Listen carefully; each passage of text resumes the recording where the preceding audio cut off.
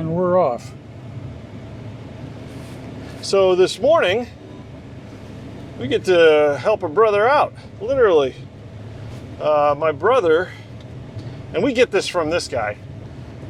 We find a little treasure troves of leftover materials, and we can't help ourselves. Don't know what we're going to use it for, but we got to have it. So he found piles of slate at your best friend's house, right? Yes. Danny's house. Yep. So Danny's not going to live there anymore, right? Nope, he's moving to West Virginia. All right. Well, since he's not going to live there anymore, John wanted those piles of slate. So I gave him a bunch of pallets, and he has stacked the slate onto pallets because, what do I always say? Put it on a pallet. No matter what it is, put it on a pallet. And we're bringing the old Kubota, the muscle, on this freezing 10-degree morning. And the Kubota's going to do all the work. Hopefully we don't freeze to death. You're going to supervise. I have a feeling I'm going to be sitting in the truck watching you.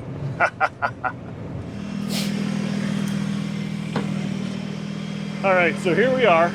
And let me tell you, this is where the Kubota BX really shines. We have very, very narrow pathway and a very tight space to go and get these piles of tile out of here. Or slate, these piles of slate out of here. I don't know if it'll show on camera how tight this is, but the saying an inch is as good as a mile really applies here.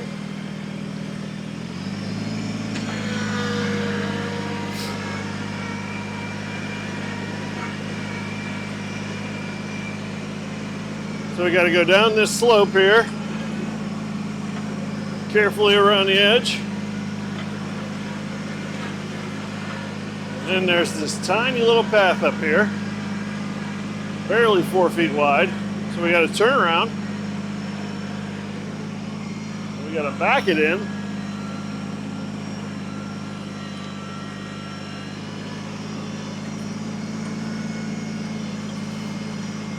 Through the bushes.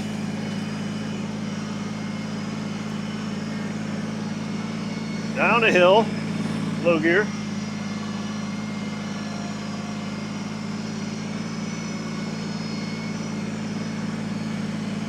And we're going in to this old, what used to be a garage. We got to make this tight turn here. And there's your inch.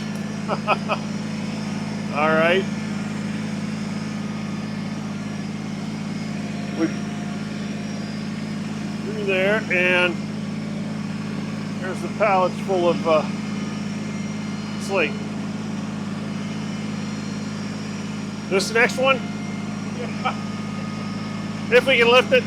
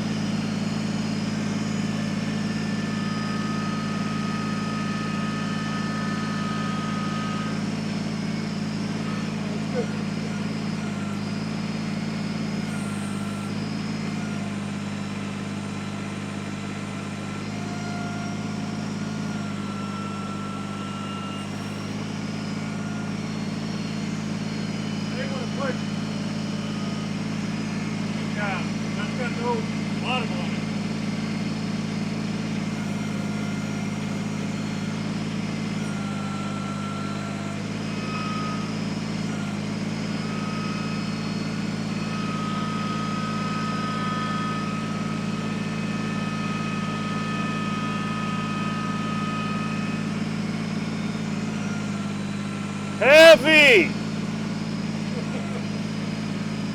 You want to follow me up to the trailer? I guess it's about right. Follow me up to the trailer because we might be full on one side. I don't know. Sit right here. Yeah, you can be underneath. Sit back there. You can.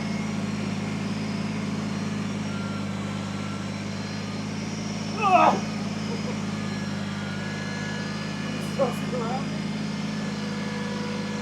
What's that, an extra 250 of ballast? It's like nothing now.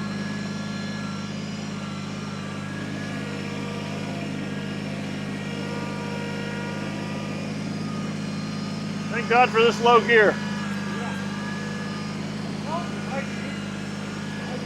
Really low gear. Put it in.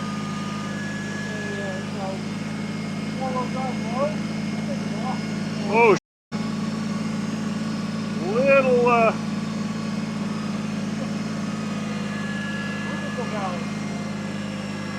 yeah, that's better.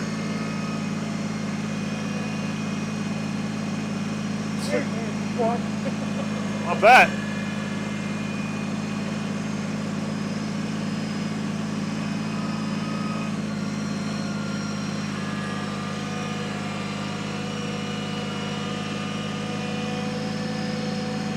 All right. Slow and steady wins the race.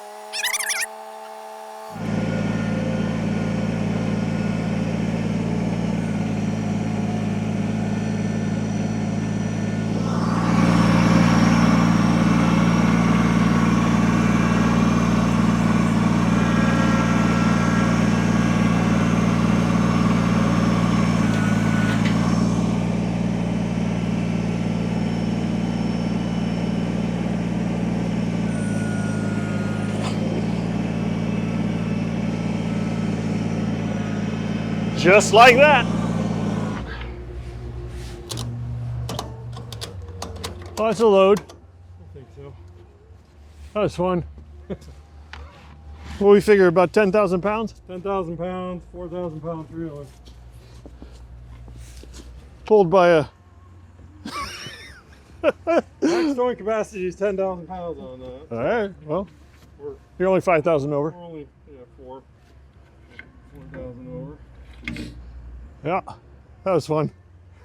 Well, I'd keep it under 7 going nowhere. Yeah, I think so. Who knows what I'm doing tomorrow? That's great. And there it goes. There it goes. 14,000 pounds. Behind a, what is that, a Jeep Grand Cherokee. I don't know if that's legal. But we got them loaded. The Kubota definitely did its job. Yeah, that's for sure. All right, well, that's a good day's work. So, go home and hopefully the wife won't be too mad. Oh. All right, so what am I doing today? Well, I'm gonna pull a railroad tie out over at my mother-in-law's house. She's getting a fence put in, and I already pulled out a bunch of railroad ties, but apparently there was some mismeasurement going on there, and I need one more railroad tie pulled out. But guess what? Ground is frozen, so I can't very well pull it out by hand. I tried, so we're going to use the Kubota. Now this railroad tie is right on the property line. So I had this idea that I could get the stump bucket here, and if I use the stump bucket, then hopefully I can get this tip down underneath the railroad tie, because this thing is right on the property line, and I can't dig up any dirt. I mean any dirt. It is right on the property line. So I've got to get underneath that railroad tie and pry it out, and if it doesn't quite have enough leverage, I'm going to put this 4x4 underneath probably about right here, and that'll give me more leverage to pry on. But we're gonna go over to my mother-in-law's house and try and pry this thing out of the ground right now. All right, here's the situation. These railroad ties that line this driveway This last one here needs to come out. I tried to pry it out by hand, but the ground's just too frozen. I got all these out before the ground was frozen, but like I said, I guess I got to take one more out. So we're going to try and get that stump bucket and get the point right underneath it and pop it on out of there. Let's give it a shot. So this is just another good example of a situation where a small tractor is what you want. I don't want a big machine to do this. All right, let's see what we can do here. Oh, get under it more. A little bit more.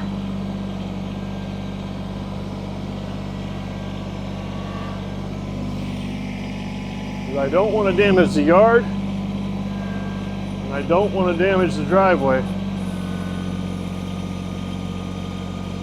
Oh man, that's in there. Wow. There goes a piece. At least it's something. It started. Oh, there we go. Here we go. There's a piece.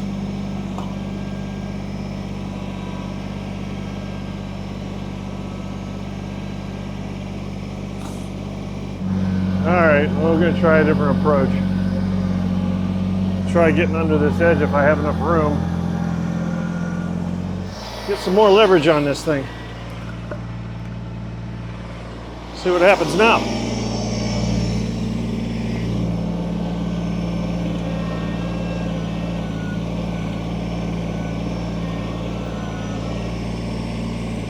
There it comes. A little bit.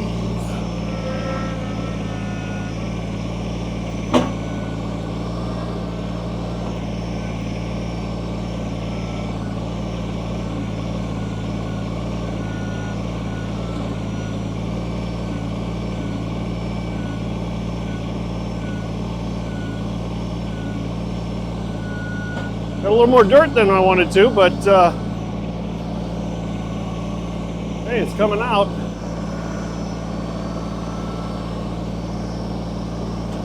Pick at it a little.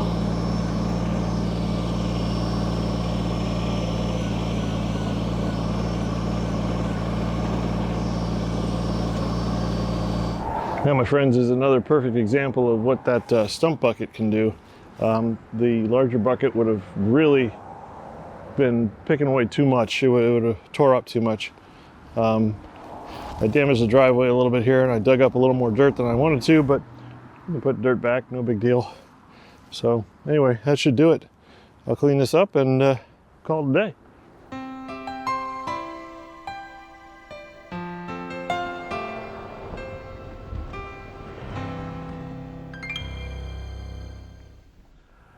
So I'm sure if you live in an area with some acreage and you have woods, you get these blowdowns. This is a big one, pretty big one. That tree's, oh, maybe 10 inches, give or take. Probably 12 at the base. But I don't like the way they look, and I could cut these up and pull these out every day of the week and twice on Sunday and still not be able to get them all. But this one's pretty big. So I'm going to take it out, and it's another excellent use of the Kubota tractor if you own acreage and need to maintain it. There we go.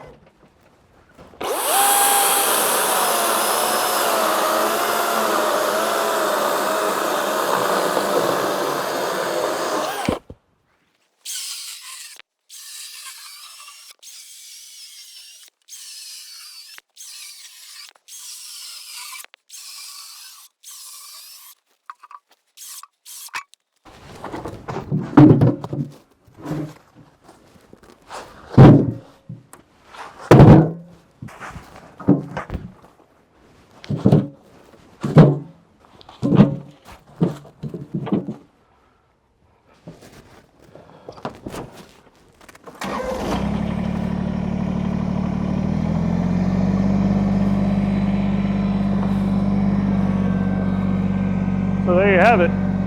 This week's pretty much been about doing odd jobs with the BX.